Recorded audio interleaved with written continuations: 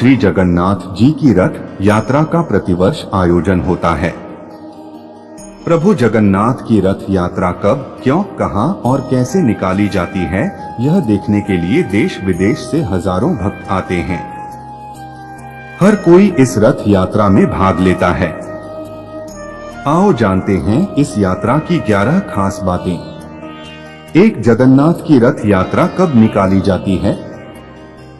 हर साल आषाढ़ माह के शुक्ल पक्ष की द्वितीया तिथि में भगवान जगन्नाथ की रथ यात्रा निकाली जाती है। 2, क्यों निकाली जाती है जगन्नाथ यात्रा? इस रथ यात्रा का उद्देश्य यह है कि वे लोग जो समूचे वर्ष भर मंदिर में प्रवेश नहीं पा सकते हैं, उन्हें भगवान के दर्शन का सौभाग्य प्राप्त हो। राजा इंद्रद्युम्न और उनकी पत्नी गुंडिचा देवी के काल में प्रभु जगन्नाथ की मूर्ति बनाने के लिए समुद्र से विशाल लाल वृक्ष का तना निकाला गया। विशालकाय तने को निकालकर उसे रथ के द्वारा उस स्थान पर लाया गया जहां पर श्री नीलमाधव की मूर्ति बनाई गई थी। मूर्तिकार की शर्त थी कि जब तक मूर्ति पूर्ण नहीं होती तब तक इसे कोई देखेगा नहीं, अन्यथा मैं मूर्ति बनाना छोड़कर चला जाऊंगा। बनती हुई मूर्ति को रानी गुंडिचा द्वारा देखने के कारण मूर्ति अधूरी रह गई थी, जिसके चलते रानी गुंडिचा नगर के बाहर गुफा में तपस्या करने चली गई। तब से प्रभावित होकर प्रतिवर्ष भगवान जगन्नाथ रानी गुंडिचा के मंदिर में रथ पर सवार होकर जाते हैं और वहां पर 10 दिनों तक विश्राम करके लौट आते हैं। 3, कैसे होता है रथों का निर्माण? यात्रा के लिए 3 रथों के निर्माण के लिए काष्ठ का चयन बसंत पंचमी पर होता है और निर्माण कार्य वैशाख माह में अक्षया तृतीया पर प्रारंभ होता है, यानी 2 माह पूर्व। रथों का निर्माण नीम की पवित्र अखंडित लकड़ी से होता है, जिसे दारू कहते हैं। रथों के निर्माण में किसी भी प्रकार के कील, कांटों और धातु का उपयोग नहीं करते हैं। रथ यात्रा में 3 रथ होती हैं। बलराम जी के रथ को तालध्वज कहते हैं, जिसका रंग लाल और हरा होता है। देवी सुभद्रा के रथ को दर्पदलन या पद्मरथ कहा जाता है, जो काले या नीले और लाल रंग का होता है। जबकि भगवान जगन्नाथ के रथ को नंदीघोष या गरुड़ध्वज कहते हैं। इसका रंग लाल और पीला होता है। रथ यात्रा में सबसे आगे बलराम जी का रथ, उसके बाद बीच में देवी सुभद्रा का रथ और सबसे पीछे भगवान जगन्नाथ श्री कृष्ण का रथ होता है। इसे उनके रंग और ऊंचाई से पहचाना जाता है। 4, रथ यात्रा के पूर्व प्रभु को क्यों आ जाता है बुखार? रथ यात्रा के 15 दिन पूर्व भगवान जगन्नाथ को 108 कलशों से शाही स्नान कराया जाता है, जिसके चलते वे बीमार पड़ जाते हैं और तब उन्हें 15 दिनों के लिए एक अलग कक्ष में सुलाया जाता है, जिसे ओसर घर कहते हैं। इस 15 दिनों की अवधि में महाप्रभु को मंदिर के प्रमुख सेवकों और वैद्यों के अलावा कोई और नहीं देख सकता। इस दौरान मंदिर में महाप्रभु के प्रतिनिधि अलारनाथ जी की प्रतिमा स्थापित की जाती है तथा उनकी पूजा अर्चना की जाती है। प्रभु के बीमार पड़ने पीछे की अलग कहानी है, जो भक्त माधवदास से जुड़ी है। 5, यौवन नेत्र उत्सव क्या है? 15 दिन बाद भगवान स्वस्थ होकर कक्ष से बाहर निकलते हैं और भक्तों को दर्शन देते हैं, जिसे नव यौवन नेत्र उत्सव भी कहते हैं। इसके बाद द्वितीया के दिन महाप्रभु श्री कृष्ण और अपने बड़े भाई बलराम जी तथा बहन सुभद्रा जी के साथ बाहर राजमार्ग पर आते हैं और रथ पर विराजमान होकर नगर भ्रमण पर निकलते हैं। 6, क्या होती है छर पहनरा रस्म? जब तीनों रथ तैयार हो जाते हैं, तब छर पहनरा नामक अनुष्ठान संपन्न किया जाता है।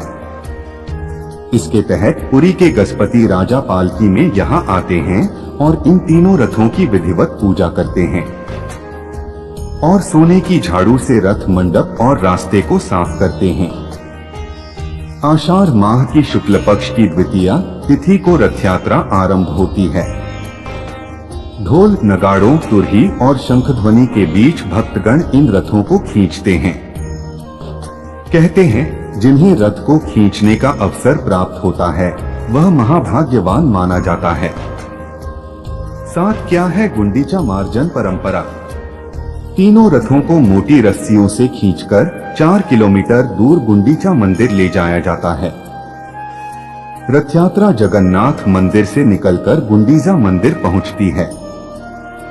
गुंडीचा मार्जन परंपरा के अनुसार रथ यात्रा से एक दिन पहले श्रद्धालुओं के द्वारा गुंडीचा मंदिर को शुद्ध जल से धोकर साफ किया जाता है।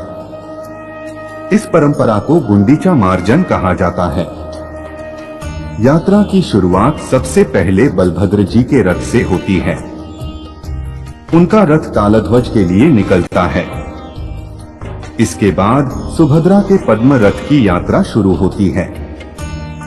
सबसे अंत में भक्त भगवान जगन्नाथ जी के रथ नंदी घोष को बड़े बड़े रस्सों की सहायता से खींचना शुरू करते हैं।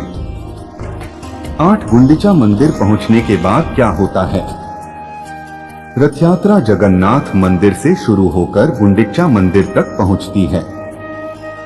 जब जगन्नाथ यात्रा गुंडीचा मंदिर में पहुंचती है तब भगवान जगन्नाथ, सुभद्रा एवं बलभद्र जी को विधिपूर्वक स्नान कराया जाता है और उन्हें पवित्र वस्त्र पहनाए जाते हैं।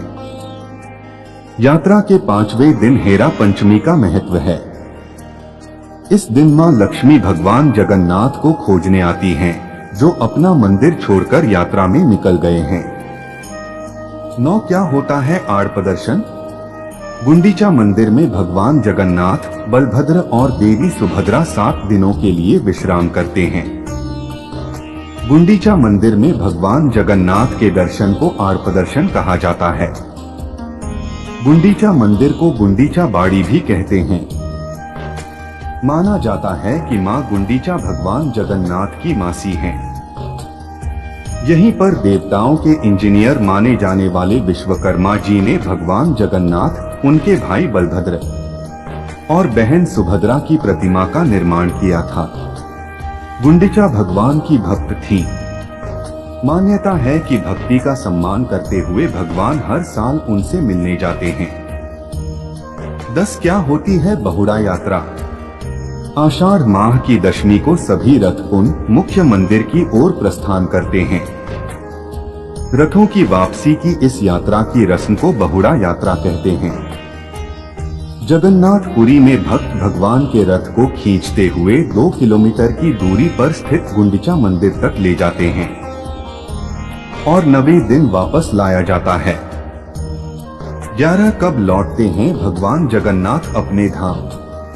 9वें दिन रथ यात्रा कुंड भगवान के धाम आ जाती है। जगन्नाथ मंदिर वापस पहुंचने के बाद भी सभी प्रतिमाएं रथ में ही रहती हैं। देवी देवताओं के लिए मंदिर के द्वार अगले दिन एकादशी को खोले जाते हैं। तब विधिवत स्नान करवाकर वैदिक मंत्रोच्चार के बीच देव विग्रहों को पुनः प्रतिष्ठित किया जाता है। उम्मीद करता हूँ आपको जगन्नाथ यात्रा के बारे में कही गई बातें जानकर अच्छा लगा होगा। आगे भी मैं आपके लिए ऐसे ही ज्ञान के लेख लाता रहूंगा। धन्यवाद।